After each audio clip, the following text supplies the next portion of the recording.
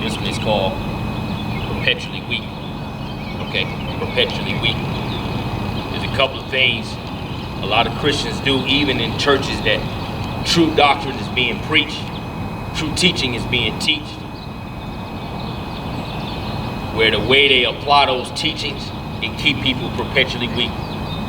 Okay, it keep people perpetually weak. One of the first things they do, is to start with a lot of the pastors. Okay, a lot of the pastors, they start with how the people view themselves. Okay, how the people view themselves. They get up before you and they say, yeah, we all sinners, we all fail, we all mess up, we all come short, right? And even the pastors, check this out.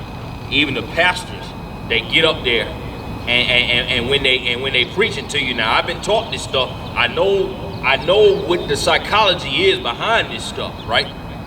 They'll tell you, we are doing such and such. We are compromising, right?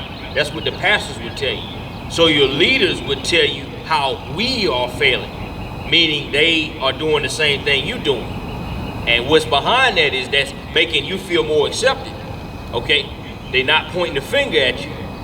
They don't come off as judgmental, and it make the people feel better coming in the house. But check this out.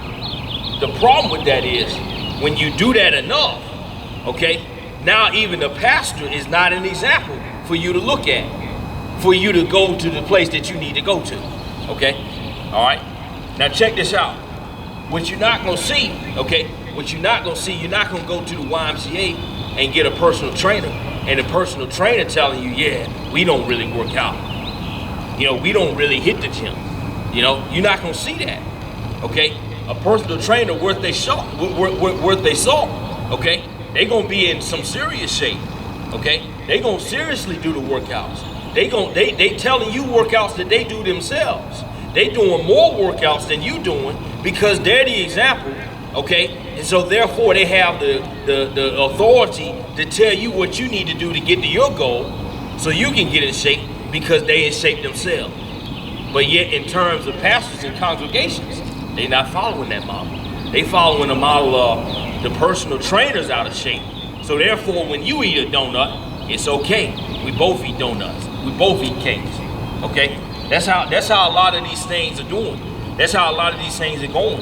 And so when you have a situation like that, okay, it's keeping the congregation perpetually weak. Even though, check this out, there's plenty of scripture pointing to the sin of humanity. There's plenty of scriptures that point to the truth of the depravity of man. Okay, there's plenty of scriptures that point to that. So it's a concept founded in truth, but because they focus on the application of those things that are true, they put themselves in a place where they ain't getting no further. Keeping individuals perpetually weak. Okay, that's one of the first things they do. Okay, and so when you had this self-acceptance of we're all sinners, we all failures, then guess what? When you fail and you don't do good, it's okay. Imagine you in a situation where you're trying to lose weight in a year, or get in shape in a year, or get strong in a year, and every time you fail, the personal trainer justifies you and say it's okay. Are you gonna get in better shape? Are you gonna get the way you need to be? Are you gonna get strong? Are you gonna put more weight up? Are you gonna get to the standard that you're trying to attain? You'll never get there. As long as you have leaders like that, personal trainers like that, we get fired eventually. Okay? If they work their salt, or if they're a personal trainer, they have to make money off the results of the people. They get fired if they had that sort of mindset. But because ministry is not set up based on the results of the individuals in the congregation, they set up to get their money based on how many people come into the congregation. There's a lot of people that be willing to come to the YMCA if all they had to do was sit there and watch TV. A lot of people be coming to the YMCA on a regular basis. But that ain't supposed to be what the YMCA is for. Yes, it's supposed to be a community place, but it's supposed to be a place for you to work on your physical fitness in various ways that you would do that. And so that's where a lot of churches fail. They look at the things that are true about humanity in general, But the application of getting to where you need to be, they don't focus on that. And there's no penalty for the people that don't get no better. But see, here's the thing too, okay? A lot of the pastors themselves, a lot of pastors have stories where they overcome it. A lot of pastors have stories where they had to have some serious battles. But because of how the congregations are set up, they don't want to listen to that. A lot of congregations are there to hear about a smooth life that Jesus is going to give you. That's what the congregations are there for. They're there to hear about a smooth, happy life that Jesus is going to give you. And so that if the pastor talk about the battles he had to face to get him to the place where he's speaking in front of you, they don't want to listen to that. Some of them will leave the church over that. Some of them won't show up. Okay, so check this out. It's a very low percentage of the population out of Christianity that's willing to go to a church that's actually receptive to the real gospel. So therefore, they had to cater to these larger numbers. And the way you cater to these larger numbers is more complacent messages to where everybody all feel accepted.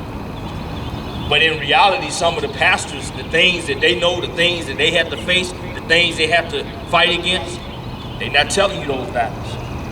And then another reason why they ain't telling you those battles is because they don't want to be seen as proud.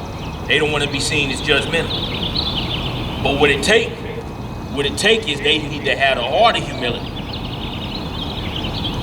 They don't need to be worried about the presentation of humility, have the heart of humility.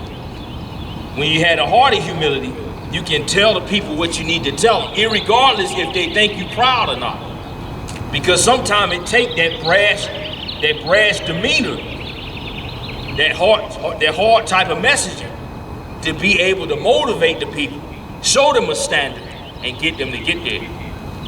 And show them that if they don't get there, it's not what they're supposed to be. It's not where they're supposed to stay. So that's the first thing they do. Here's the second thing. Okay, they keep people perpetually weak. Okay, here's the second thing. You see this a lot.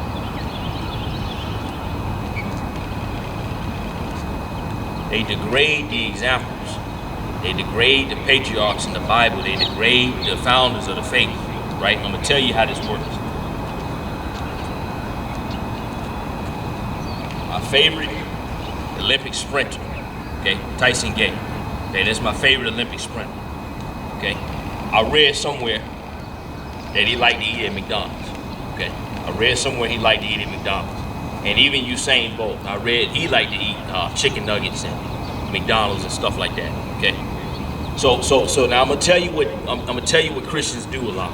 Okay, they'll take that one fact, they'll take the one part where the disciple in the Bible messed up. They'll take the one situation where that founder of the faith didn't do what they were supposed to do, and then characterize that founder of faith as that thing. And then check this out, when they characterize them as that thing, they self-identify with the faults that they have in their heart. It would go something like this: Usain Bolt is eating at McDonald's, I eat at McDonald's, therefore Usain Bolt is the same as me. That's what a lot of congregations and people are doing when they look at some of these disciples. Because so-and-so, because Tyson Gay eat at McDonald's, I eat at McDonald's, that means we the same. He just like me, okay?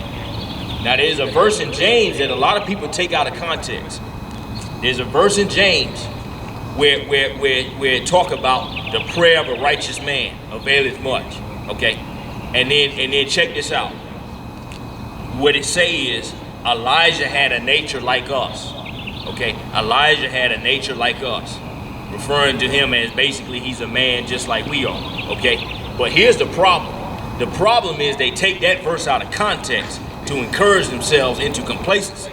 But what it's supposed to do, what that verse is supposed to do is show you that an elite Bible character had a nature like you, therefore you are capable through your prayers in righteousness to go a very long way in the Lord if you press forward towards righteousness. It will make your prayers effective.